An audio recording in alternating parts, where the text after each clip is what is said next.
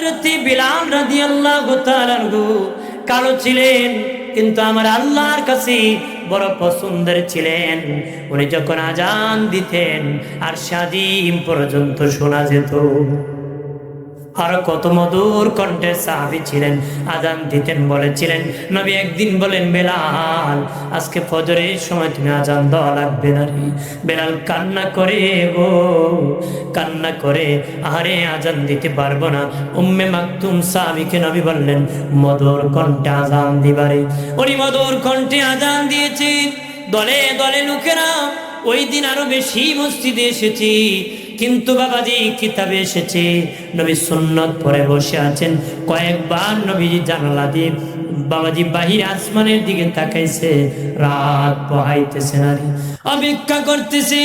আল্লাহ বলে জিবরাইল, হ্যাঁ জিবরাইল যাও রে মদিনার মসজিদে আমার বন্ধুরে বলো বারবার কেন তাকাইতেছে, কেন ফজরের আজান হইতেছে না।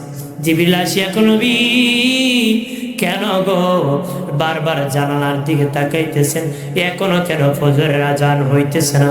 নবী বলেন ফজরের আজান বহু আগে হয়েছে জিবরিল, কিন্তু রাত কেন পোহাইতেছে না? তখন জিবরিল বলে নবী গো আল্লাহ বলেছেন এখনো নাকি ফজরের আজান হয় নাই, বেলাল নাকি আজান দেয় নাই, আর শাদিম পর্যন্ত নাকি শোনা যায় নাই। বেলাল যদি আজান না দেয় কিয়ামত হতে পারে, রাত পোহাবে না। নবীজি বললেন বেলাল রে, বেলাল তুমি রে আর শাদিমের দিকে ভালোবাসা লাগায় বসে আছো রে। আল্লাহু আকবার বলেন না।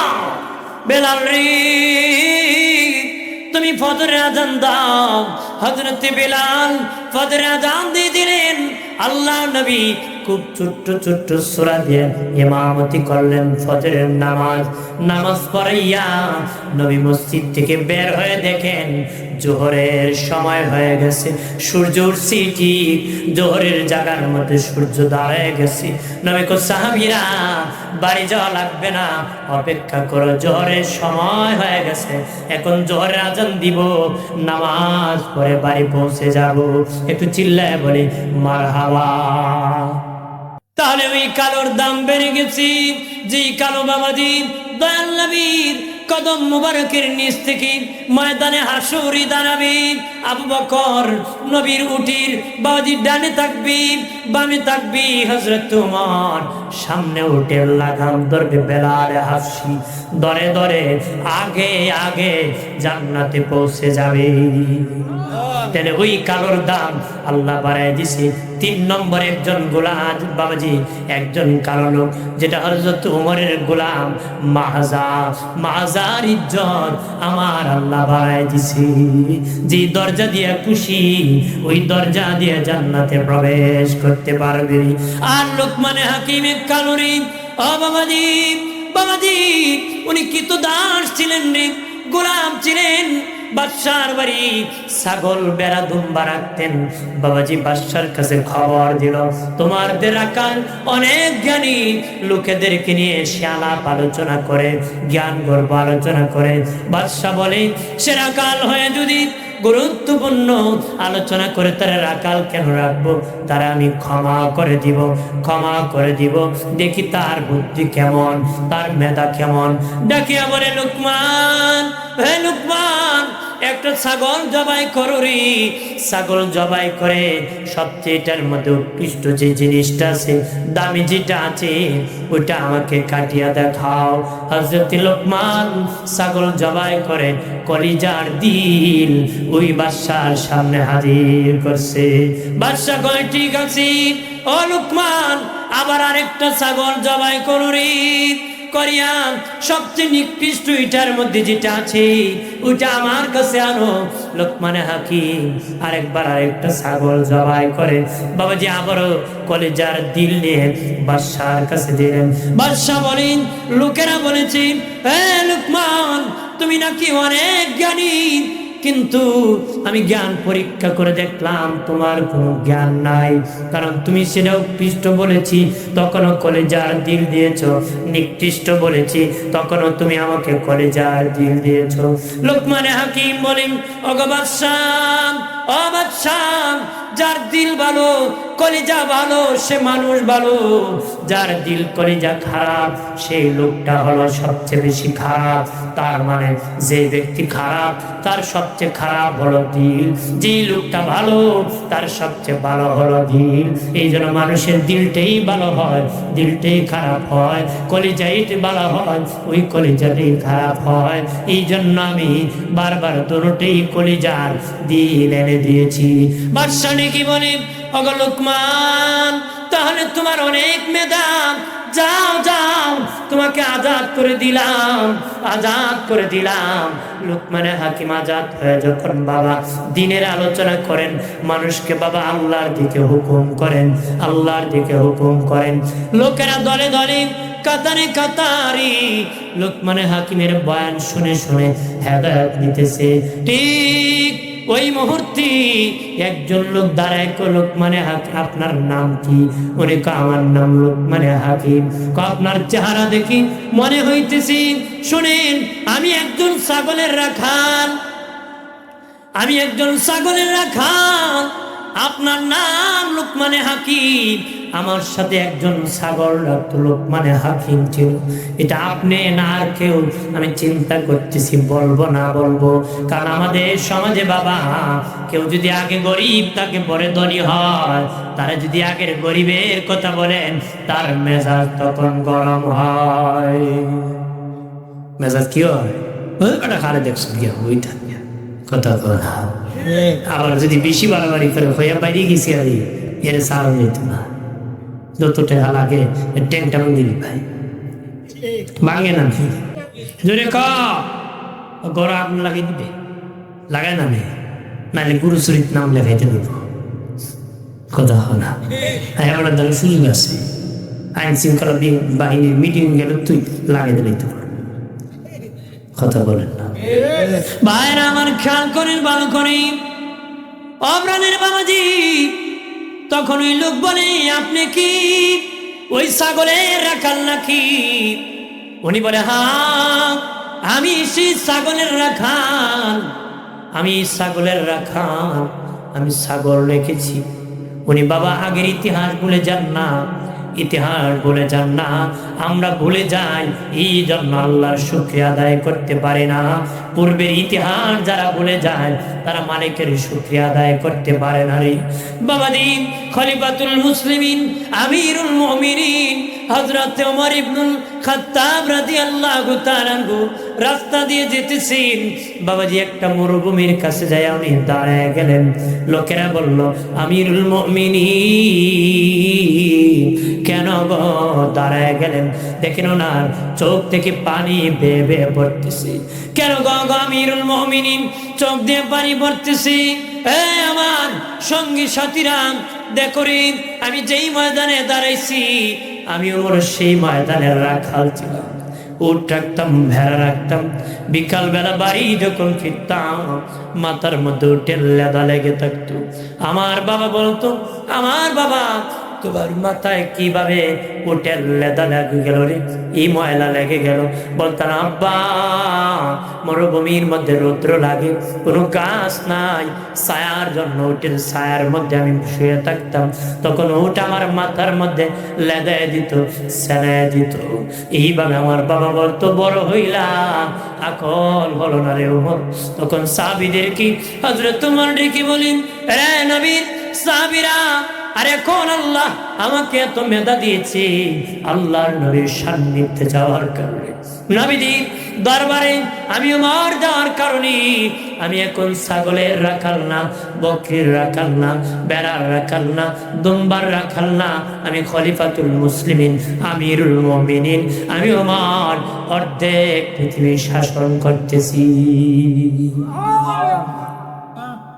তাহলে উনি ওনার ইতিহাস বলেছেন, বাদশাহ হয় বলছেন আমি ছিলাম রাগ, মানে আমাদের জন্য একটা মানদণ্ড, এটা আমাদের জন্য দলিল, আমাদের জন্য অনুসরণীয়। উনি বুঝেছি আগের ইতিহাস ভুললে চলবে না, ভুললে চোখে পানি আসতো না, কথা বলেন না, বললে আসতো। বহু লোক আছে মহিলা আগে মনে করেন পর্দা করতো, এখন বেটি পর্দা করে না, তো আমার আগের কালা দিন আছে নাকি, এখন আমার লাল দিন, বেরি আগে গুমটো গুমটোতে চলতো, এখন লাল শাড়ি পরে উলসামুরা জুতো পরে ঢেন ঢেন টেন টেন মারে। আছে কি না? আল্লাহর শুকরিয়া আদায় করে নাই, ইতিহাস ভুলে গেছে। এই জন্য বান্দা হতে পারবে। আমার প্রাণের বাবাজি খেয়াল করেন ভালো করে, লোকমানে হাকিম ডেকে বলেন, হ্যাঁ আমি সেই রাখাল। তখন সেই রাখাল ডেকে বলি, ওগো লোকমানে হাকিম, তুমি এত সম্মান বেড়েছে, এত ইজ্জত বেড়ে গিয়েছে তোমার, কিন্তু আমি এখনো ছাগলের রাখাল রয়ে গেলাম। এখন আমার কোনো ইজ্জত বাড়ে নাই, আমার কোনো সম্মান বাড়ে না, কিন্তু তোমার এত ইজ্জত কেমনে বাড়লো? হযরতি লোকমানে হাকিম লোকমান আলাইহিস সালাম ডেকে বলেন, হে আমার বন্ধু রাখাল, শুনে নাও, তুমি যদি আমার মতন গুণ অর্জন করতে পারো, আমার মতন গুণ অর্জন করতে পারো, তোমাকে আল্লাহ ইজ্জত সম্মান বাড়ায় দিবি। আমরা ইজ্জত বাড়াইতে চাই কিনা? চাই কিনা? বেহেশতি হতে চাই কিনা? ইজ্জত বাড়বো মানে বেহেশতি হয়েছে। সুবহানাল্লাহ। দুনিয়ার টাকাওয়ালা টাকা যত বাড়ে, টাকাওয়ালা টাকা যত বাড়ে রে, দুশ্মন তত বাড়ে, দুশ্মন তত বাড়ে। আগে বাবা টাকা ছিল না, সোনের ঘর ছিল, ঠান্ডা মাথায় পেট ভরে খাইছে, পিঠ ভরে ঘুমাইছে। এখন টাকা হয়ে গেছে, গেট লাগায় ছাদের ঘর বানায়, ঘুম হয় না রে। আগে গরুর গোস্ত 1 কেজি খেতে পারতো, এখন 1 পিস খেলে বাবা প্রেশার বেড়ে যায়। আগে 1 কেজি মিষ্টি খেতে পারতো, টাকা হওয়ার পরে একটা খেলে ডায়াবেটিস বাড়াবো, মুতামু মুতামু তোরে বল দুনিয়ার থেকে বিদায় করে নিব। এইভাবে বাবা গজব এসে যায় রে। বাবা দিন টাকাওয়ালা টাকা যত বাড়েনি, দুশ্মন তত বাড়ে, টাকাওয়ালা টাকা যত বাড়ে, দুশ্মন তত বাড়ে। আর বাবা আল্লাহওয়ালার বুজুর্গি যত বাড়ে, ইবাদত যত বাড়ে, বন্ধু তত বাড়ে। আর ধরে টাকাওয়ালার টাকা যত বাড়ে, বাবা পুলিশ লাগে রে, ঘাট লাগে রে, কিন্তু বাবা এলেম ওয়ালার এলেম যত বাড়ছে, আমল ওয়ালার আমল যত বাড়ছে, তত বন্ধু বাড়ছে।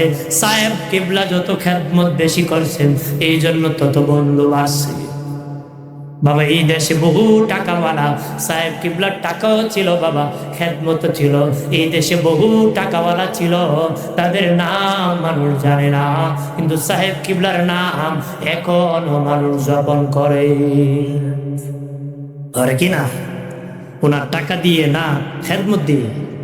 কারণ টাকাওয়ালা বহু দেশে আছে, এরা নাম জানে না। সুবহানাল্লাহ। বাইরে আমার খেয়াল করেন ভালো করেন, দুনিয়ার যত কাজ আছে, কাজের দ্বারা কাজের দাম বাড়ে, কাজের দ্বারা কাজের দাম বাড়ে। মনে করেন জায়গা গর্ত ছিল, মাটি ফেলে দিয়েছেন, জায়গার দাম বেড়ে গেছে। মুসি সাহেব জুতা বানায়, যত বেশি শ্রম দিবে জুতার দাম বাড়বে, মুসির দাম বাড়তো না। মেস্তুরি বিল্ডিং বানায়, যত বেশি শ্রম দিব বিল্ডিং এর দাম বাড়বো, মেস্তুর পরিকল্পনা মন্ত্রী হবে না। কাজের দ্বারা কাজের দাম বাড়ে, ব্যক্তির দাম বাড়ে না। তবে একটা কাজ আছে, কাজের দ্বারা ব্যক্তির দাম বাড়ে, এটা আল্লাহর গোলামি, ইবাদত। যে যত বেশি করবে তার দাম, তার শান, তার মান আল্লাহ দুনিয়ার প্রকাশ করেন, আসমানের ফেরেশতাকেও জানায় দেয়। ভাইরা আমার খেয়াল করেন ভালো করেন, লোকমানে হাকিম ডেকে বলেন, আমার মতন গুণ অর্জন করন। সে ডেকে বলেন, ও বন্ধু লোকমানে হাকিম, বলো কি গুণ তুমি অর্জন করেছ? উনি বলেন, 1 নম্বর, কয়েকটা গুণের কথা বলেছেন। 1 নম্বর উনি বলেন, চোখের দৃষ্টি শক্তি প্রথমে নিচে নিতে হবে, চোখ কন্ট্রোল করতে হবে, মাথা নত করতে হবে। হজ করছেন, যাকাত দিচ্ছেন, নামাজ পড়েন, কিন্তু বাবা রাস্তা দিয়ে হাঁটলে ডানে তাকান, বামে তাকান, সামনে তাকান, ওই লোকের ইজ্জত নাই, সম্মান নাই। এটা হুজুর হইলে মানুষ কয়, এই বেটা বড় মাথা ফাতা হাতলা মোল্লা। আমরা মোল্লা এটা তো রাখছবি ইমামের মাথা মোল্লা, ও কেমনে বে কইটা খালি আডে আর ইংলিশা ইংলিশা কথা হয় না।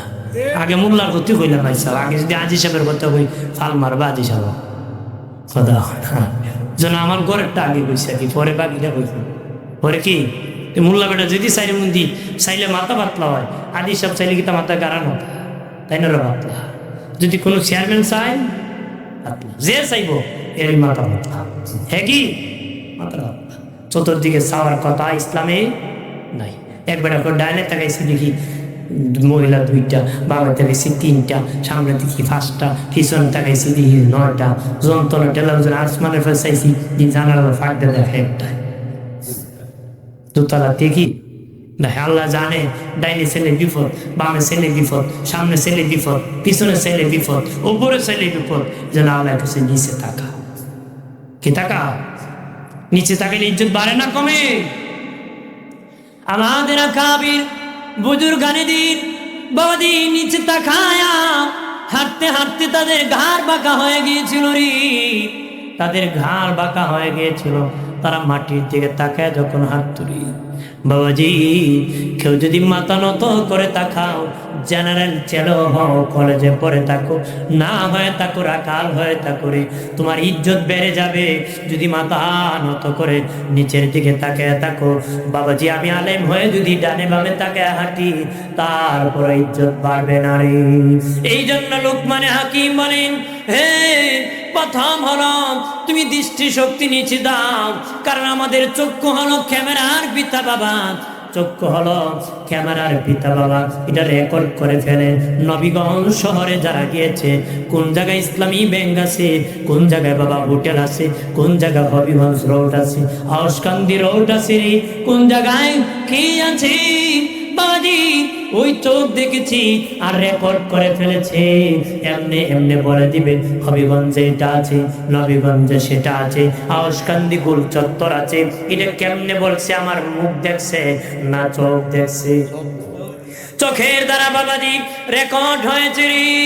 এই জন্য রাস্তা দিয়ে যদি যাও, কোনো নারী যদি যায়, তার যদি তাকাও, এই সামনে তাকাও, রেকর্ড করে ফেলবে, তার ইজ্জত নষ্ট করবে, তুমিও খারাপ কাজ করে দুজকি হয়ে যাবে।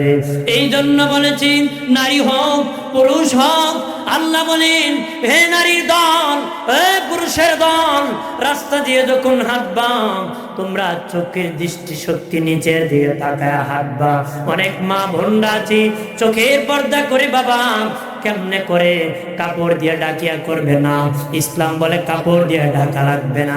আবার কেউ আছে বাবা চশমা লাগায়া মহিলারা চোখের পর্দা করে রে, না না এটা ভণ্ডামি, এটা ভণ্ডামি।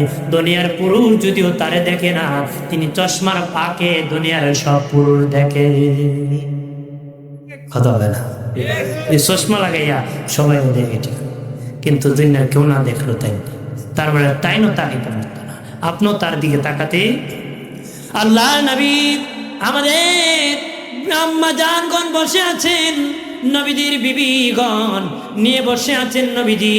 এমনি নবীজির একজন অন্ধ সাহাবী উম্মে মাকতুম অন্ধ সাহাবী আগমন করছে। নবী বলেন বিবিরা আমার কাছ থেকে তোমরা চলে যাও। আমাদের আম্মা জানগণ বলেন নবী উনি তো অন্ধ, আমাদেরকে দেখবে না গো। কেন গো? আমরা উঠে চলে যাব। নবী কো আমার বিবিরা তোমরা কি তারে দেখবা না? তোমরা অন্ধ নাকি? তোমরাও তো তারে দেখবা, এই জন্য তোমরা আমার কাছ থেকে চলে যাও। এই জন্য নারীও চোখের দৃষ্টি শক্তি নিচে দিতে হবে, পুরুষেরও দিতে হবে রে। যে যত বেশি মাথা নত করে চলবে, তার সম্মান ইজ্জত দুনিয়ায় বেড়ে যায়, আখিরাতে বেড়ে যাবে, গুনাহ বর্জন জীবন হয়ে যাবে। একটু চিল্লায় বলি মারহাবা।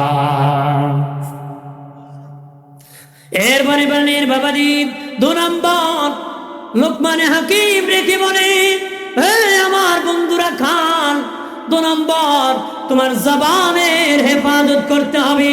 আল্লাহু আকবার বলেন না, জবানের হেফাজত করতে হবে রে বন্ধু। জবান বড় দামি, জবান বড় দামি, জবানে কথা বলতে সাবধান। জবানে যে ভালো কথা কয় তার মূল্য বেশি, যার কথার ওজন বেশি ব্যক্তির ওজন বেশি, যার কথা হালকা ব্যক্তির ওজন হালকা। মানুষ কয় ব্যক্তি ফালতু, কয় কিনা অমুকে কইছে দেলাই মতো মাতিস না, একটা ভাগল কি পাগল কয়ে তো পড়তি হয়, তার মানে মুখ সংযত না, মুখ কিনা। বাইরে আমার খেয়াল করেন ভালো করে, উনি বললেন জবানের হেফাজত করো। জবানের হেফাজত করো, কারণ বাবা জবান বড় দামি রে, জবান বড় দামি। মানুষ হাত দিয়েও মারে, মুখ দিয়েও মারে বাবা। মানুষকে হাত দিয়েও মারা যায়, মুখ দিয়েও মারা যায়, কিন্তু হাতের মায়ের চেয়ে মুখের মায়ের বড়। হাতের মায়ের চেয়ে মুখের মায়ের বড়। হাত দিয়ে মারলে বাবাজি পায়ে লাগবি, মাথায় লাগবি, হাতে লাগবি, পিঠে লাগবি, কম্বলে লাগবি, ও বাবাজি। কিন্তু বাবা মুখ দিয়া গালি দিলে মানুষের অন্তরে লাগে, মানুষের অন্তরে লাগে। আল্লাহকে কাবা বানাইছি ঘোরাঘুরি করার জন্য, কাবা বানাইছি ঘোরাঘুরি করার জন্য। আর আমি তোমরা মসজিদ বানাইছো ইবাদত করার জন্য, কাবা বানাইছি ঘোরাঘুরির জন্য, মসজিদ বানাইছি ইবাদতের জন্য। আর বান্দার দিন আমি আল্লাহ নিজ হাতে বানাইছি, আমি আল্লাহ নিজে থাকার জন্য। সুবহানাল্লাহ, আওয়াজটা হয় না? ওয়াজ কি খারাপ লাগতেছে? আমি দরকারি কথা কইতেছি। আমি মুসা নবীর কিচ্ছু খারাপ জানি না, বালা কইতে পারি, নূহ নবীর কিচ্ছু পারি, আর অনেক নবীর কিচ্ছা, ইব্রাহিম নবীর কিচ্ছু জানি। কিন্তু আমি আপনারা কিভাবে ভালো হবেন, কিভাবে জান্নাতি হবেন, এইটার জন্য আমি বলতেছি। আমাদের ক্যারেক্টার লুজ হয়ে গেছে, চরিত্র খারাপ হয়ে গেছে, কথা বার্তা খুব পটু, কাজে কিন্তু দুর্বল। ওয়াজ নসিহতে বেশি এগুলো কথা বলা হয় না, এখন খুব কম হয়। নারেঙ্গি সারেঙ্গি মারে, মোজ করে করে মানুষ চলে যায়, ঠিক কিনা? হুজুর ভাড়াই নিছে রে, কি কইছে? ভাড়া নিছে আছে কিনা? সীতাহার বাপ। আমার বানের বাবাজি জবানের বড় দামি। জবান দিয়ে গালি দিলে অন্তরে লাগে বাবাজি। হাত দিয়া বাবা দূরে মারা যায় না রে, কিন্তু মুখ দিয়া দূরেও মারা যায়। হাত দিয়া বাবা দূরে মারা যায় না, মুখ দিয়া দূরেও মারা যায়। লন্ডন থেকে টেলিফোন করছে, মোবাইলে গালি মারছে। বাঙালি স্কুল কলেজে যাওয়া লাগে না গালি মুখস্থ করতে, নিজের নাম লিখতে পারে না। 50 মিনিট গালি দিলে বাবা প্রথম যেটা কইছে আর খাওয়া লাগে না। খাওয়া লাগে শুনছি না? নেই, আমি শুনছি ওর খালে তো বহুত শুনছি। বেড়া লেমটি খাড়াইয়া ছাগলের ঘাস খেলিছিল না বন খেলিছে, দাম পেলিছিল, এমন গালি দিছে ছাগলের মালিকরে। কথা বলা তো বেড়ার মারে তুলে গালি দিছে। নবী কইছে ওর মারে না, তোর মারে গালি দিছে। যে গালি দিব অন্যের মারে, নবী ও তো ওর নিজের মারে গালি দিচ্ছে। তুমি কি চাও তোমার মাকে গালি দিব? যদি চাও কারো মারো, ইজ্জত নষ্ট করতে যাবেন না। যাবে বাড়ি এক ব্যক্তি বলেছিল, নবীজি ও আমার নবী, আমি সব করতে পারবো গো, আমি জিনা ছাড়তে পারবো না, জিনা ছাড়তে পারবো না। নবী বলেন তুমি কার সাথে জিনা করবা? মহিলাদের সাথে, নারীর সাথে আমি জিনা করব। নবী কয় তাহলে তুমি তোমার মায়ের সাথে কাউকে জিনা করতে দিবানি? কয় ইয়া রাসূলুল্লাহ না, আমি আমার মায়ের সাথে জেনা করতে দিব না। কেন রে হুজুর? আমার মার সাথে যদি অন্য লোক জেনা করে আমার প্র্যাকটিস লস হবে, ইজ্জত যাবে, সম্মান যাবে, এই জন্য দিব না। নবী কয় তোমার বোনের সাথে কোন যুবককে জেনা করতে দিবানি? ইয়া রাসূলুল্লাহ না না, জেনা করতে দিব না, দিলে আমার ইজ্জত যাবে। তোমার কি বিবির সাথে কোন যুবককে জেনা করতে দিবানি? না ইয়া রাসূলুল্লাহ, দিলে আমার কলঙ্ক হবে, ইজ্জত চলে যাবে। দিনে নবী বলেন তোমার মায়ের সাথে জিনা যদি কোন যুবক দেয়, তুমি ছেলের ইজ্জত যাবে। তোমার বোনের সাথে যদি কোনো যুবক জিনা করে, তাহলে তুমি ভাইয়ের ইজ্জত যাবে। তোমার বিবির সাথে যদি কেউ জিনা করে, তুমি স্বামীর ইজ্জত যাবে। তুমি যদি অন্য নারীর সাথে জিনা করবা, ওই মহিলাটা কারো মা, কারো স্ত্রী, কারো বোন, তাহলে তো কারো স্বামীর ইজ্জত যাবে, কারো সন্তানের, কারো ভাইয়ের ইজ্জত যাবে, কারো স্বামীর বাবার ইজ্জত যাবে, এইভাবে সম্মান চলে যাবে। তুমি কি চাও কারো ইজ্জত নষ্ট করতে? বলে ইয়া রাসূলুল্লাহ, এইভাবে কেউ আমাকে বোঝায় বলে নাই নবীজি গো, এইভাবে কেউ আমাকে বুঝে বলে নাই। পরিষ্কার করে বলে নাই আমি তওবা করতেছি, কোন মহিলার সাথে আর জেনা করব না। ওই সাহাবী জীবনে বলে গিয়েছিলেন মহিলার সাথে জেনা নয়, মহিলার দিকে কুমতলবে তাকাইলে ওই মহিলার স্বামীরও ইজ্জত নষ্ট হয়, বাবারও ইজ্জত নষ্ট হয়, ভাইয়েরও ইজ্জত নষ্ট হয়। জেনা নয়, মহিলার দিকে কুমতলবে তাকাইল সম্মান নষ্ট হয়। ঠিক কিনা বলে? জবান বড় দামি ও বাবাজি, জবানের মায়ের বড় রে। জবান দিয়া বাবাজি, হাত দিয়া কবরের মাইয়তকে মারা যায় না, কিন্তু জবান দিয়ে কবরের মাইয়তকে মারা যায়। ব্যক্তি ফাসিক ছিল, বেঈমান ছিল রে, যদি কবরের পাশে দাঁড়ায় কোন লানত লানত লানত প্রতি লানত তার কবরে পৌঁছে যাবে। আর যদি তোমার বাবা ইমানদার হয়ে থাকে, একজন মুত্তাকির কবরের পাশে দাঁড়াইয়া সালাম জানাইয়া সূরা ফাতিহা পড়িয়া সূরা ইখলাস পড়িয়া দরুদ শরীফ পড়িয়া যদি বলেন আল্লাহ এই হাদিয়ার সওয়াব কবরে পৌঁছায় দাও, জবানে তো দামি, আল্লাহ কে হাদিয়ার সওয়াব আমি কবরে পৌঁছায় দিই। ছেলে কইছে আই লাভ ইউ, প্রেম হয়ে গেছে, আই হেট ইউ বলেছে, ভেঙে গেছি। কথা কথা এটা জোড়া লাগতো দেরি নাই, বাংতো দেরি নাই। কইছে তোমার লাগে জান প্রাণ সব দেন, কি দিলাইব সব দিলাইব। এখন হে কয় তৈলে মেয়েটা কই তৈলে আমার বিয়ের প্রস্তাবটা দি। আগে কি কইছে পোলা সব দিলাইব জান প্রাণ, তো মেয়েটা কয় তা আমার বাড়িতে বিয়ের প্রস্তাব পাঠাই না। আমার বড় ভাই বিয়া করছে না, আমারও চাকরি হয়েছে না, কেমনে পাঠাই?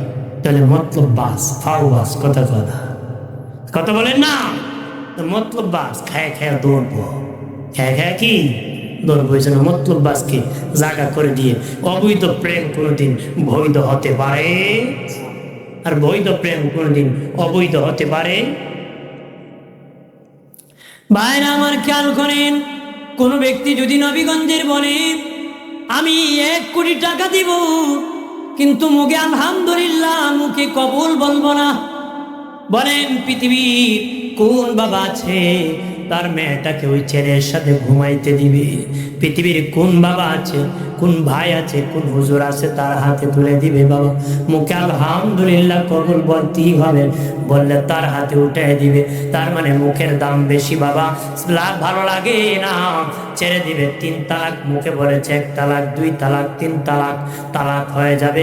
মুখের দাম বেশি, এই জন্য মুখ দিয়া মানুষকে লানত করবা না, অন্তরে কষ্ট পায়। হাত ভাঙ্গি দিলে হাত ভালো হয়, অন্তর ভাঙ্গিলে অন্তর ভালো হয় না রে, অন্তর ভাঙলে অন্তর ভালো হয় না।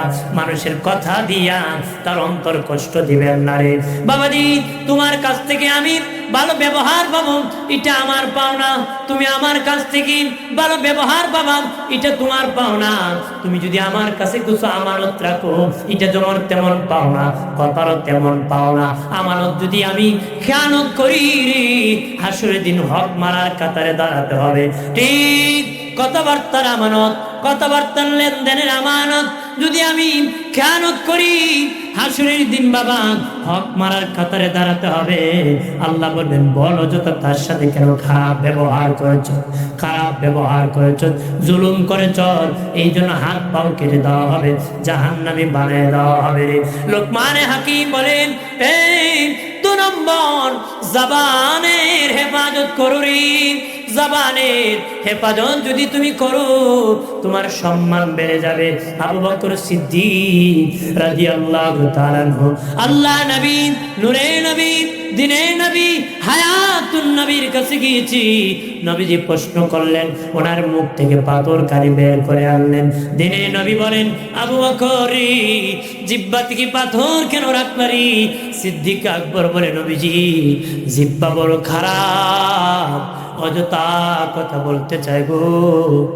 নবী জিহ্বা অযথা কথা বলতে চায়, এই জন্য পাথর চাপা দিয়ে রাখছি, যেন জিহ্বা অযথা কথা বলে না। সুবহানাল্লাহ। ভাইরা আমার খেয়াল করেন, ভালো করেন। লোকমানে হাকিম ডেকে বলেন 3 নম্বর লজ্জাস্থান হেফাজত করবারি। লজ্জাস্থান হেফাজত করবা। নবী বলেন মুখ আর লজ্জাস্থান ও দুটা জিনিস আমি রাসূলের কাছে যদি আমানত রাখতে পারো, জামানত রাখতে পারো, আমি রাসূলুল্লাহ ওয়াদা দিতেছি তোমাদেরকে জান্নাতে নেওয়ার জামিনদার আমি রাসূল হয়ে যাব, আমি রাসূল হয়ে যাব। 3 নাম্বার লজ্জাস্থান হেফাজতের কথা বলেছি লোকমানে হাকিম। 4 নম্বর বলেন ওয়াদা করলে রক্ষা করবারি, ওয়াদা খেলাপ করবা না, ওয়াদা করলে রক্ষা করবা। আজকে ওয়াদা করতে ইনশাল্লাহ বলে ঠিক, মুখে করে জীবন যাইতাম না, মুখের অন্তরে মিল নাই। ওয়াদা করলে খেলাপ করা হলো মুনাফিকের স্বভাব। মুনাফিকরা এই মুখে আর অন্তরে মিল থাকে না। মুনাফিকরা কথা বললে মিথ্যা বলে, ওয়াদা করলে খেলাপ করে, আমানত রাখলে খেয়ানত করেনি। মুনাফিকরা কথা বললে মিথ্যা বলে, ওয়াদা করলে খেলাপ করে, আমানত রাখলে খেয়ানত করে।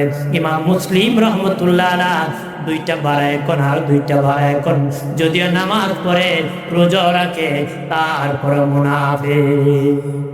তারপরে কি মুনাফিক, যদিও নামাজ পড়ে রোজা রাখে এরপরে মুনাফিক। মুনাফিকের আরো খাদ্য আছে, যেটার মধ্যে যত বেশি খাদ্য খারাপ এটা অত বড় মুনাফিক। অত বড় কি 7টা স্বভাব আছে, 7টা যার আছে একবারে তার ফার্স্ট ক্লাস মুনাফিক। ফার্স্ট ক্লাস বুঝছিস নাকি? দুযোগে যাওয়ার প্রথম ফ্লাইট, দুযোগে যাওয়ার কি প্রথম ফ্লাইট। কারণ মুনাফিকরা সবার নিচে থাকে, কাফিরেরও নিচে কি থাকবে, এই জন্য এরা ফার্স্ট ফ্লাইট ধরব। কে ধরব?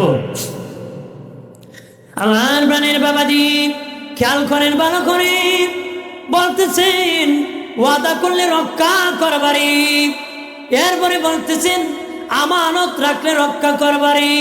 বলিও না কোন দিন দিলাম আমি জানি না, এরকম বলবা না। লোকমান হাকিম বলেন মেহমানের কদর করবা, মেহমানের ইজ্জত করবা, মেহমানের ইজ্জত করবা। আজকে মেহমান আসলে বিদায় দিয়ে দেয়, কদর করে না। এক শ্রেণীর মা বোন আছি, এক শ্রেণীর মেহমান দেখলে খুশি হয়, আরেক শ্রেণীর মেহমান দেখলে বেজার হয়। নিজের বাবার বাড়ি মেহমান আসলে খুশি হয়, স্বামীর বাড়ি মেহমান আসলে গাল ফুলায়া বেজার হয়ে যায়। আছে কি না? নিজের বাড়ি মেহমান আসলে কি খাবি, কি করবি, আনন্দে ভরে যায়। স্বামীর বাড়ি মেহমান আসলে বাবা ঘর দর ভেঙ্গে ফেলে চুলা পর্যন্ত বাংলায় ভাবে। কথা না ভাঙ্গিছে, এটা ভেঙে দিছে, আগুন করতে পারতাম না। কথা না আছে কি না? ওই এক জায়গায় তার বাবা মারা গেছে, শুধু মা আছে, একটা বিয়ে করছে। কি করছে? মেয়েরও বাবা নাই, খালি মা আছে, ভাই নাই। তার মাটা তাকে তার নিজের বাড়ি, কার বাড়ি?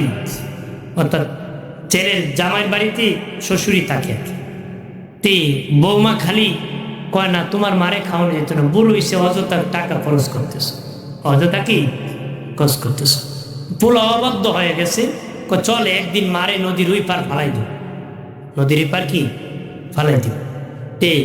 রাতে যখন মা ঘুমাইছে, খাটের দিন কাপড় চোপড় আছে না, লেপ তুষক সহ এইভাবে উঠেয়া নৌকাতে উঠে ওই পারে জঙ্গলে ফেলে দিছে। আসার সময় টাটা আর বিজলি মারছে। কি মারছে? মা দেখে ঘুম যখন ভাঙছে, টাটা দিতেছে, ছেলে আর ছেলের বউ হাইটে যাইতেছে। মা তখনও আল্লাহ এই টাটার মধ্যে আমার ছেলেটা যাইতেছে, তুমি টাটা দিয়ে আমার ছেলের ভাই দিবা। কন্যা সুবহানাল্লাহ। আর ছেলে মারার জন্য ফালাই দিছে মারে। আর মা দোয়া করে কি আমার ছেলেটার মায়ের ভাই, মার ছেলের মহব্বতের পাঠ। ছেলেটার অন্তরে কিছু দাগ লাগছে। কি লাগছে? যে আমার মা আমি ফেলে দিছি জেনেছে, তারপরে দোয়া করে যে আমার ছেলেটা টাটা ফেলায় মেরে। তার অন্তরে যখন লাগছে, আবার ব্যাক করে স্ত্রী ঘরে যাওয়ার পরে নিজের মারে আমার ঘরে আনছে। স্ত্রী কইতেছে আমি ফেলাই দিয়েছিলাম, তুমি আল্লাহ আবার হ্যাঁ অহংকার দিতেছে, কয় আরেকদিন মারে ফেলাইছে। কি ফেলাইব? মার সাথে যুক্তি করছে, মা তুমি আজকে আমার শাশুড়ির বিছনা ঘুমাই থাকবা। কার বিছনা? শাশুড়ির বিছনা। মা কি করছে? শাশুড়ির বিছনায় ঘুমাই দিচ্ছে। শাশুড়ি কি করছে? ডিসমিস না পাইয়া ওই হের মার বিছনা ঘুমাই দিচ্ছে। রাতের বেলা যখন ফালাইতো ওই মার বিছনা যাইব না, ফুলার বউ গেছে, আর ফুলা তো যাই নিয়ে গেছে, যাই না এই ফুটলা নিয়া নদীর এই পারে ফালাই দিছে। নদীর পারে কি ফালাই যখন নৌকার বইটা বার নিজে বই কুশির ছুটে হের বইটা বার কয় রঙের বইটা বাইয়া যায় স্বামীর মারে ফালাই যায় কি কয় বইটা বার কি কয় রঙের বইটা বাইয়া যায় স্বামীর মারে ফালাই যায় এও একটা গান গায়ে কয় বাড়ির গা দেখ খারমা আছে খারমা নাই কথা হয় না কি কয় বলে বাড়ির গা দেখ খারমা আছে খারমা নাই এই জন্য বাবা কবরে গেলে বুঝে দিব কার ইমান আছে কার ইমান নাই দুনিয়ায় তো সত্যি ইমানদার দাবিদার আমার ইমান বড়টা হেজমন বাড়িতে দেখছি খারমা আছে খারমা নাই তুমিও কবরে গিয়ে বুঝবা কার ইমান আছে কার ইমান কথা ভালো আমার প্রাণের বাবাজি এগুলো মাঝে মধ্যে বর্ত ঘুম টুম দলের জন্য ভেঙে যায় দৃষ্টি আকর্ষণের জন্য বলি আর কি বৃষ্টিটা এখন আগের থেকে ভালো হয়েছে না মারহাবা কর বাবাজি খেয়াল করেন ভালো করেন মেহমানের কদর করে বাড়ি ও বাবাজি আমাদের তো মেহমান আসলে বলে তালুই ওই দিনও থাকছেন না আজকে তো থাকবেন না আর একদিন আইলে ছাড়তাম না মানে আজকে বিদায় দিয়েছে আজকে কি তাহলে মনে মনে কয় 3 দিন তো মেহমানদারি করা সুন্নত আমি পাঞ্জাবির লঙ্গি নিয়ে আসলাম তাহলে বিদায় দিল টাকার সুযোগ নাই কান্দে আর ব্যয় ব্যয় বাড়ির দিকে যায় মেহমানদারি 3 দিন করা সুন্নত মেহমানদারি 3 দিন করা সুন্নত বাবাজি তবে রে বাবা মেহমানদারি সুন্নত আদায় করতে আবার দেখো কারো পাখের ঘরে নিয়ে কিয়ামত ঘটায় দাও থাকতে যে খবর নিবা তোমার বিয়ে কি তোমারে খাওয়াইতে পারবো কিনা তার ক্ষতি হবে কিনা তার অশান্তি হবে কিনা এই খবর আগে রাখতে হবে তারপরে এই সুন্নত আদায় করতে হবে রে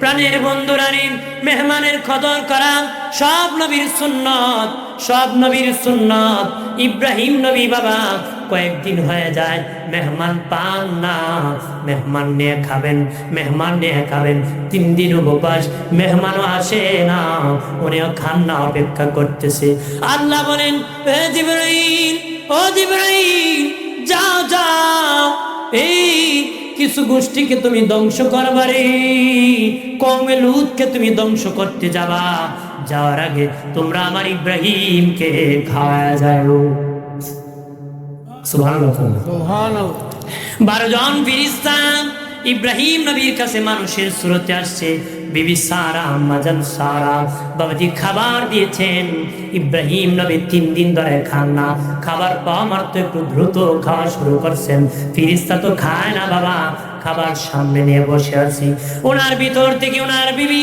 সারা ডেকে বলেন ও আমার স্বামী আপনারই খাবার খেতেছেন মেহমান দেখি খায় না ইব্রাহিম নবী তাকে দেখে মেহমান বসে আছে লবণ বেশি হয়েছে নাকি ও মেহমান খাবার খারাপ হয়েছে নাকি তারা যখন মেহমান খায় না ইব্রাহিম নবী একটু অসুস্থ বোধ করতেছেন অশান্তি বোধ করতেছেন কোন কারণে খাও না তখন জিবরিল আমিন বলে ওগো ইব্রাহিম খলিলুল্লাহ চিন্তিত হবেন না আমরা খাবো না আমরা খাই না আমরা ফেরেশতা আপনি 3 দিন ধরে মেহমান অপেক্ষা করেন মেহমান ছাড়া খান না আমার আল্লাহ কয় জিবরিল লূত কওমে লূতকে ধ্বংস করবা যাওয়ার সময় আমার ইব্রাহিম রে খাওয়া যায় লূত আলাইহিস সালাম বাদি ও বাবা মেহমান ছাড়া খান না রে আল্লাহ বলেন হে জিবরাইল যাও যাও রে আমার পয়গম্বরে খাওয়া দাও কয়েকজন ফেরেশতা যাও লূত নবী ছিলেন আল্লাহর পয়গম্বর ওনার বিবি ছিল কাফির বেঈমান জাহান্নামী বিবি আসিয়া ছিলেন জান্নাতি তার স্বামী ফেরাউন ছিল কাফির জাহান্নামী লূত নবীর বাড়িতে ফেরেশতা যখন এসেছে বাবাজি জোয়ান যুবকের সুরত ধরি এমনি বাবা লূত নবীর বিবি যাইয়া গুন্ডাদেরকে খবর দিছে কওমে লূতরা বাবাজি জেনা বাবাজি বেবিচার করতো ওইটা বাবা পুরুষ যে খারাপ কাজ ওই কাজ করতো রে তখন লূত নবীর বিবি ওই লূতদেরকে কওমে লূতের গন্ডা বাহিনীদেরকে বলে দিল আমার স্বামীর কাছে লূতের কাছে সুন্দর সুন্দর যুবক আসছে তোমরা ধরে ধরে নিয়ে যাও গন্ডা বাহিনী এসেছে ওই যুবকদেরকে নিয়ে যাবে তারা তো ফেরেশতা তবে বাবা লূত নবী জানেন না লূত নবী দেখলেন তারা নিয়ে যাবে এমনি লূত নবী ডেকে বলেন, এ বাইরে আমার ঘরের এই যুবতী মেয়ে আছে, তোদের কাছে আমার মেয়ে বিয়ে দিয়ে দিব, তবে খবর দাও আমার মেহমানের ইজ্জত নষ্ট করবা না, মেহমানের ইজ্জত নষ্ট করবা না, আমার মেহমানের সম্মান রক্ষা করবে। ওই গুন্ডা বাহিনীরা মানে নাই। সবচেয়ে সুন্দর ছিল ইসমাইল নামক ফেরেশতা, তার সামনে বাবা এগিয়ে গেছি, এমনি উনি ভয় পেতেছেন। এই মুহূর্তে উনি ফেরেশতা শাহাদাত আঙ্গুল কানা বড় গুন্ডার চেহারার মধ্যে লাগাইছে, গুন্ডা খাড়ের মটকা হয়ে গেছে, দেবতা হয়ে দাঁড়িয়ে গেছে। বাকি গুন্ডা বাহিনী বাগিয়া চলে গেছে, আর কলাডি সুডা নিয়ে আসতেছি গো। লূত নবী ভয় পেয়ে গেলেন, তারা যদি আমার মেহমানের প্রতি আক্রমণ করে। জিবরিল আমিন বলে, নবী চিন্তিত হবেন না, আমরা মানুষ না, আমরা ফেরেশতা, তাদের ক্ষমতা নাই, তারা আমার প্রতি আক্রমণ করবে। তারপরে ওটাকে আবার ভালো করে দিলেন। বাকি সবাই ক্ষমা চেল, যারাকে খাট বানাই দিছেন আবার ইশারা দিয়ে ফেরেশতা ভালো করে দিছে, আগের মতন বানাই দিছে। বন্ধুরিন খেয়াল করেন, ভালো করেন, মেহমানের কদর করবান, মেহমানের সম্মান করবারি বাবাজি সব নবীর সুন্নাত মেহমানদারি করানো। এরপরে লোকমান হাকিম ডেকে বলেন, এমন কথা বলবা না, এমন কাজ করবা না যে কাজে কোনো উপকার আসে না, যে কথার কোনো উপকার আসে না। এমন কথা বলবা না, এমন কাজ করবা না যে কাজ মিজানের পাল্লায় নেকি হবে না রে, নেকি হবে না। ওই কথা বলবা যেই কথা মিজানের পাল্লায় নেকি হবে, ওই কাজ করবা যেই কাজ মিজানের পাল্লা নেকির পাল্লা বাড়ি করে দিবি। আর দূরে এই জন্য বলে যাই বাবাজি, কথা ওইটা বলবো যে কথা বাবা নেকি হয়, কাজ ওইটা করব যে কাজ আমার নেকি হয়। এই জন্য আমরা যেন আমাদের জায়গায় বাবা কাজ কর্ম যেন এইভাবে নবী যেই পথে দেখাইছে সেই পথে যেন আমরা হাঁটতে থাকি রে, চলতে থাকি। প্রাণের বাবাজি খেয়াল করেন ভালোভাবে বাবাজি, আমাদের গুণ অর্জন করতে হবে। মানুষের জীবনে কুস্বভাব আছে রে, সুস্বভাব আছে, 10টা সুস্বভাব আছে, 10টা কুস্বভাব আছে। সুস্বভাব হলো বাবা ভালো কাজ, কুস্বভাব হলো মন্দ কাজ। জমিনে ধান রোপণ করলে আগাছা হয়, ধানও হয়। বাবাজি ধান যদি ফসল ভালো করতে চান আগাছা চিনতে হবে, আগাছা চিনতে হবে, ধানও চিনতে হবে, ধানও চিনতে হবে, আগাছাও চিনতে হবে। কিন্তু বেড়ার ধানও চিনে না, আগাছা চিনে না, সিরা শুরু করছে, যত গাছ আছে রাখছে ধান সব সিরা বাড়িতে না গরুরে খাওয়াইছে। কথা বলা জ্যৈষ্ঠ মাসও বৈশাখ মাসও ধান পাইব নি, গোড়ার ডিম পাইব। কি পাইব? একবারে গেছিল বাজারের ডিম খাইতো। কি খাইতো? বিয়া কয় ভাই ডিম কয় জাত আছে? এবারে 3 জাত, হাঁসের ডিম, মুরগির ডিম, গোড়ার ডিম। জীবনে গোড়ার ডিম খাইছি না, আজকে না খেয়ে যাইতাম না। কত কুম্বালা গোড়ার ডিম, সব শেষে গোড়ার ডিম। তে মুরগির ডিম শেষ, হাঁসের ডিম শেষ, বেড়া খাসা আড়ে আছে আগা ভাই।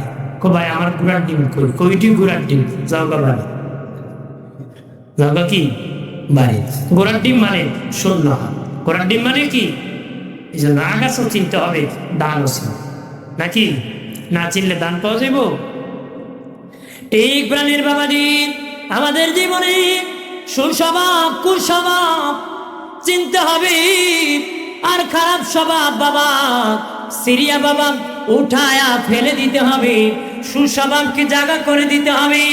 লোকমান হাকিম বলেন এইভাবে যদি রাখাল বন্ধু তুমি যদি ভালো সুস্বভাব গ্রহণ করতে পারো, আমার আল্লাহ তোমার ইজ্জত সম্মান আমার মতন বাড়ায় দিবি। লোকমান হাকিম তার ছেলেকে ওসিয়ত করেছিলেন, বাবা বাবা হইয়া ছেলেকে ওসিয়ত করবেন, এটা আল্লাহর পছন্দ। লোকমান হাকিম তার ছেলেকে বলেছিলেন, আব্বারে এ বাবা 1 নম্বর খবরদার শিরিক করবা না, শিরিক করবা না। নবী বলেছেন উম্মত আমি গুনাহ ভয় পাই না, তবে শিরিক বড় ভয় পাই। উম্মত রে শিরিক বড় ভয় পাই, তুমি যদি শিরিক না থাকি আর আমার উম্মতের খাতায় নাম থাকে কবিরা গুনাহগার হলো, আমি সুপারিশ করে জান্নাতে পৌঁছায় দিব। সাল্লাল্লাহু আলা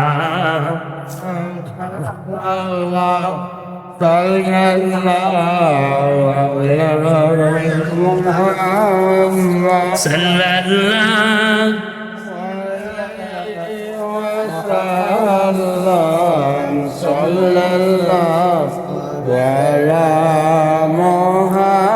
আমুল্লামায় দুরুদ শরীফ বেশি যার, হাসরের দিন সুপারিশ আগে তার। সাল্লাল্লাহু, সামনে আর মজার কথা আছে, শুনুন মহব্বতে পড়ে। সাল্লাল্লাহু আলাইহি ওয়াসাল্লাম, সাল্লাল্লাহু আলা মুহাম্মদ, সাল্লাল্লাহু আলাইহি ওয়াসাল্লাম। আমার প্রাণের বাবাজিরা রে, উনি বললেন চলে রে, চলে তুমি শিরিক করবা না রে। বহু ওসিয়ত আছে, এর মধ্যে আর একটা ওসিয়ত হলো, বলেছেন বাবা ধৈর্য ধারণ করবা, ধৈর্য ধারণ করবা, সবুর করবা, ধৈর্য ধারণ করবা। ধৈর্য এমন একটা ইবাদত যার মধ্যে ধৈর্য আছে, সে হাসরের দিন বিনা হিসাবে জান্নাতে যাবে। ধৈর্যশীল গাড়ি বিনা হিসাবে কি? লোকমানে হাকিমের ছেলে ডেকে বলে, বাবা গো, ও বাবা, আমাকে প্র্যাকটিক্যাল দেখায় দেন, প্র্যাকটিক্যাল কাগজ কলমে দেখায় দেন কিভাবে আমি ধৈর্য ধারণ করব। উনি বললেন, বাবা হইয়া ছেলেকে দেখানো বড় কঠিন, চলো অমুক এলাকায় একজন নবী আছে, ওনার কাছে তোমাকে প্র্যাকটিক্যাল শিখাবো। যেমনি বাবা মাস্টার আছে ঠিক, নিজে পড়াইতে সন্তানকে পারে না, হাজার হাজার ছাত্র পড়ায়, নিজের বাচ্চা পড়ার জন্য আর একজন স্যার লাগে। লোকমানে হাকিম লোকমান আলাইহিস সালাম ডেকে বলেন, এ বাবা চলো রে, ওই এলাকা যাব, একজন নবী আছে, তার দরবারে তোমাকে প্র্যাকটিক্যাল আমি বাবা দেখাবো। আল্লাহু আকবার বলেন না। লোকমানে হাকিম তার ছেলেকে, হাকিম লোকমান আলাইহিস সালাম তার ছেলে লইয়া বাবা মরুভূমির রাস্তা রওনা হলেন। মধ্যখানে গিয়েছেন, মধ্য জায়গায়, মধ্য যাওয়ার পরই মরা জানোয়ারের হাড্ডি লাগিয়া, মরা জানোয়ারের হাড্ডি পায়ের মধ্যে লাগিয়া পা ছিদ্রি হয়ে গেছে, রক্ত যাওয়া শুরু হয়েছে, রক্ত বাবা রক্ত যাওয়া শুরু হয়েছে। এখানে কোনো ডাক্তার নাই, কবিরাজ এটা বন্ধ করে দিবে। হাকিম লোকমান আলাইহিস সালাম, এত হিকমত আল্লাহ তার মধ্যে দিয়েছে বাবা, উনি কাপড় দিয়ে বাবা ওই কাঁটাকে বেঁধে দিয়েছেন। কিন্তু বাবা এমন কাটা হয়েছে, ছেলে আর হাঁটতে পারে না, আবার বেশি বড় না, আবার এত বেশি ছোট না, কুলে করে নিবে, কুলে করে নেওয়ার মতো না, পা কেটে গেছি, হাঁটতে পারে না।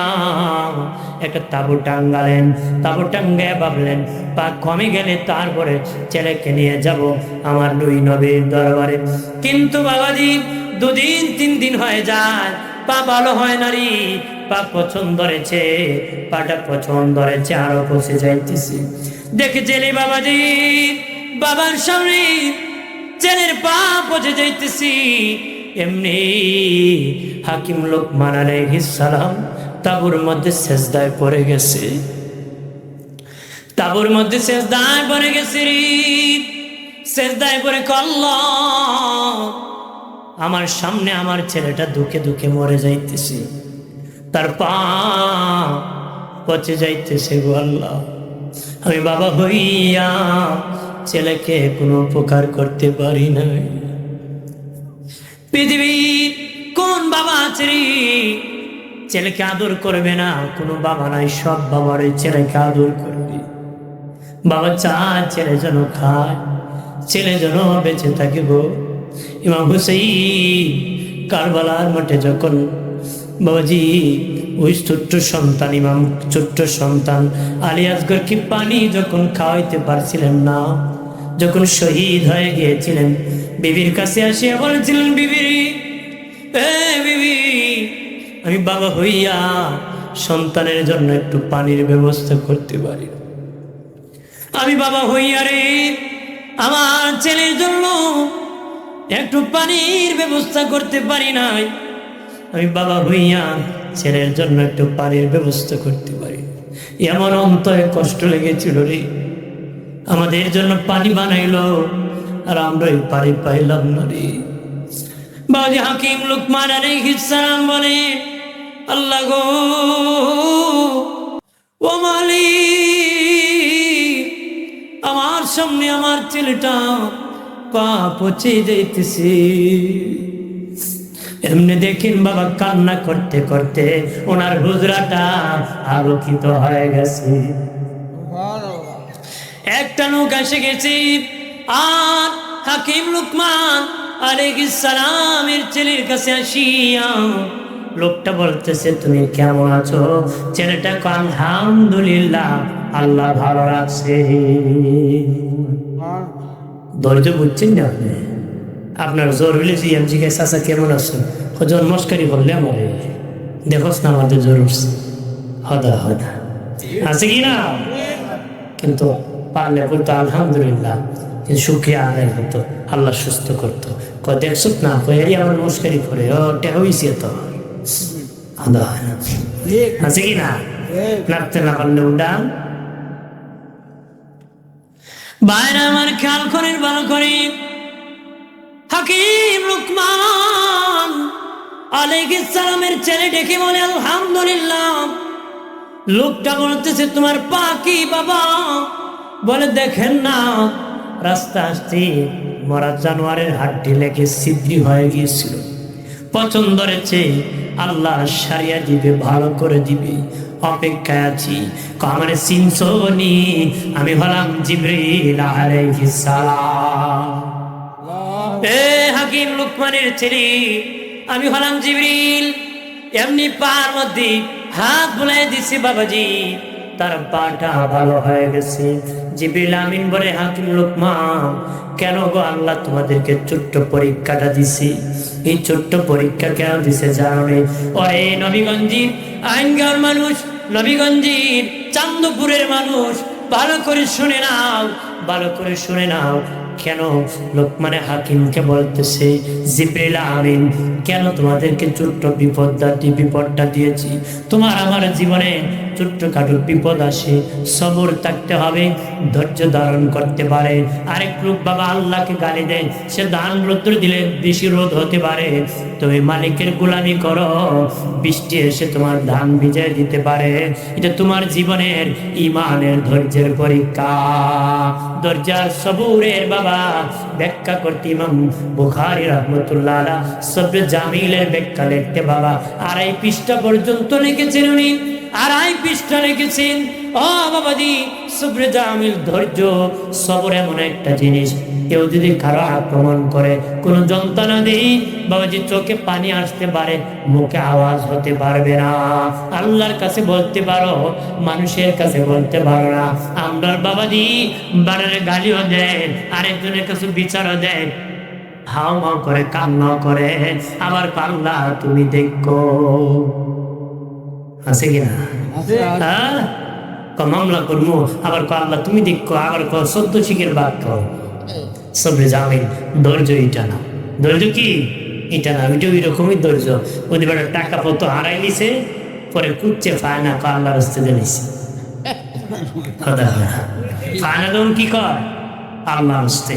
কিন্তু আপনি সারা জীবন মামলা গেয়ে পারেন না, এমন করে সবুর করে নিছে, এইটা একটা এটা কি একটা, আপনি পারবেন, কিন্তু আল্লাহ আমি সবরে জামিল, আল্লাহ আমি ধৈর্য ধরবো, আমি পারি তারা আক্রমণ করতে, কিন্তু করবো না, এটার নাম হলো সবুর। বিচার দিব না, চোখের পানি আসবে, আওয়াজ হবে না। আর জোরে জিবরিল আমিন ডেকে বলে, ওগো হাকিম লুকমান, কেন আমার আল্লাহ ছোট বিপদ দিয়েছে, বড় বিপদ থেকে বাঁচানোর জন্য দিয়েছে। আল্লাহু আকবার বলে না। লোকমানে হাকিম গো, তোমার ছেলের পা কাটিয়া আমার আল্লাহ ছোট্ট বিপদ দিয়েছি। আপনি যেই এলাকায় নবীর কাছে যাবেন ওই এলাকার মানুষ নবীর সাথে নাফরমানি করেছে, নবীর সাথে বেঈমানি করেছে, নবীর সাথে বেয়াদবি করেছে। আমার আল্লাহ গুসা করিয়া ওই এলাকার মধ্যে গজব নাজিল করেছে, পাথর বর্ষণ করেছে। আপনি যদি হাঁটিয়ে ওই এলাকায় চলে যেতেন, ওই গজবে আপনারা পড়িয়া বাপ বেটা দুজন মরে যেতেন। আমার আল্লাহ ছেলের পা সিদ্ধি করিয়া ছোট্ট বিপদ দিয়ে বাপ বেটার জীবন রক্ষা করেছে। ছোট্ট বিপদ দিয়া বড় বিপদ থেকে আল্লাহ বাঁচাইছে। মুসলমানের জীবনে ইমানি পরীক্ষা, জ্বর হতে পারে, সর্দি হতে পারে, কাশি হতে পারে, বড় কঠিন বিমার হতে পারে। নবী বলেন সবুর থাকবারে, ধৈর্য থাকবা, ধৈর্য ধরবা, সবর করবা। জ্বর বেশি হলে ধৈর্য ধারণ করবা, সবর থাকবারে। দান রোদ্দু দিলে বৃষ্টি আসলে বাবা ধৈর্য ধরবারি। বহু মুসলমান আছে রাগ করে আসমান মনে কান হয়ে গেছি। যদি বাবা বৃষ্টি হয় না, চৈত্র মাসে কচু গাছ পর্যন্ত চলে যায়, এবার গুসা করে খুব বৃষ্টি হয় না, মনে আসমান খাইতে গেছি গাছ জ্বালাইলাম। নাউজুবিল্লাহ। তাহলে এর ধৈর্য নাই, এর কি না ধৈর্য আছে? আমি একবার শুনছি, একবার কইতেছে জ্যৈষ্ঠ মাসের প্রথম তুফান খুব গরমে নামে, এবার একটা আম গাছ তুফানে ব্যাগ হয়েছি। তুফানে কি বা গেছে এবার কয় এইবারে তুফানে দেখি আল্লাহ শক্তি কমে গেছি। এরপরে আবার কয় না পারলে তো দেলাই তাই করে যে সমান না দিতে পারবো। নাউজুবিল্লাহ। এ মুসলমান মানুষ মরলে কেমন আসলা, কেমন আসলা, বালা বালা বালা, বালার কোনো অভাব নেই। আস্তা বলে শুকুর কয় বালা, মিশা কথা তোমার কেউ কিছু কইতে হবে। সত্য বললে না যা, চুপ থাকলে না যা, মিথ্যা বললে জাহান্নামে যাবে। কোনো খারাপ মানুষকে ভালো মানুষ বলে সাব্যস্ত করার চেষ্টা করবেন না। যদি ভালো হয় আপনার অন্তরই বলে দিবে সে ভালো। এই জন্য কয় বাবা যেদিন আমি এসেছিলাম কেঁদেছিলাম একা, যেদিন আমি এসেছিলাম কেঁদেছিলাম একা, এমন জীবন করিয়া গঠন, মরিলে হাসিবে তুমি কাঁদিবে ভুবন। এমন জীবন করিও না গঠন, মরিলে কাঁদিবে তুমি হাসিবে ভুবন। যারা ভালো ভালো ভালো লোক মরলি মানুষ করবো পয়সা ভালো আছে, মাহফিলও দান কর, মসজিদও দান করতাম, মাদ্রাসা দান করতাম। উনি দেখলি সালাম দিতা, কেউ আগে দিতে পারিনি। আর যদি খারাপ হয় মানুষ করবো বাবা রে যে যা জিনা জিন মরছে। বহু লোক আছে না মানুষ দেখলি কর সালাম আলাইকুম, একটু ওই রকম চিনশুনি হো বাবার ইলাজে যাচ্ছি কথা সালাম দিলে কোন সময় কোন খাম আমরা লাগাইব এখন স্টেশি। কারণ যে জ্বালায় জিন্দা থাকতো জ্বালা, মইরা গেল মরি ওই জ্বালা একটা জ্বালাইছে হারা জীবন চুরি ডাকাতি করছে। তে মরার আগে কয় আমি তো তোমরা জ্বালাইছি, তে আমি মরার পরে আমার গাছও লটকাই দিবা। খোঁজ লটকাইবা, গাছে লটকে দিবা। তে লোকেরা ঠিকই মরছে পরে গাছের আগে লটকে দিছে। তানাওয়ালা খবর পাইছে, গ্রামের মানুষ তারে মাইরা গাছ লটকে দিছে। এমনি গ্রাম ঘেরাও করছে, আসামি ধরবো গ্রামওয়ালা। গ্রামের মানুষ অন্ধকারে ফলায় আর বাঘে হালা দুনিয়া তাকতো জ্বালাইছে, মরে জ্বালাইছে। মরে গেল কি তা আপনার ছান এরকম হতে। এই জন্য ভালো হতে গেলে ধৈর্য লাগবে। ভালো হতে গেলে কি লাগবো?